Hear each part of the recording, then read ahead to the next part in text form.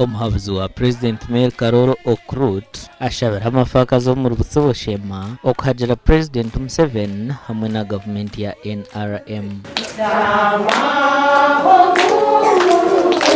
Amina President Museveni nefura nekintaha n'ikigamba kandi atwire nagambira abantu ngo bakore buri muntu akore cyakubasa konka agira ati nikikuru okore kintu ekina katari.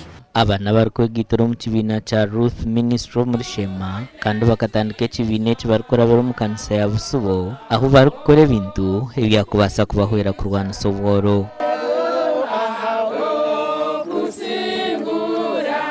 Nende ubushenyi nkarebe nkora yawe narebe ko ibintu bire biwatebekanise bire byarwazwe umuhanda narebe ko uriyo no yambihanga kwegeso umuntu waburizo gukora semijaraki emikono akebisa. Ruth Ministries efakaze zinywana kana kigambiri nicyenda gukijanja ari mu Uganda yona no munsi yona soganda mu mwaka cyaraha ugutware nahandi. Abakazaba basimire Mayor Karooro ahabwo kubahwera kwekoresa kandi akagaruka akagura ibintu byabo. Ogumaha otukorere bindi ahereze kutasi hamwe kindi cya life warden ahandi kiriyo twine yo kwebigawuno byito nabyo kutukufitamu twaka twabari kureba turya omucace n'abana bitu ntureba bariyo bakurira musinge gwe kanisa tururo kumusima no kumwebaza. Omugani makuru abarokoro municipality ya Sheema batongwizo kubyara internet genderwa cyo kurwanisa empinda hinduka y'ubwire hamwe no kurinda ibyo buhangwa.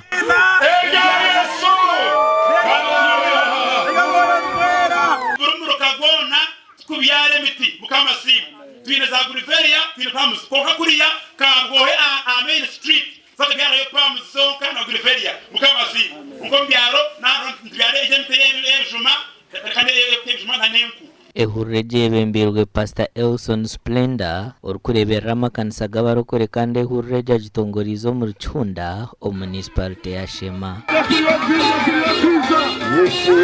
Mukamasimu omoyamba kamaranga lyarinye abakubaka amawangacura amashita okugambira boro ebigambo birungi ntwara umugisho gwo kusima ba pastors na munonga overseer Splendor ahabo muranga gwaine gwo kitera neki kandi okugenderire okubyara emiti omu municipality yitu omu district yitu ya Sheema mbwene egi emiti bagitereza twaza kugisimba nkakabonero ako kuhamya mukama witu.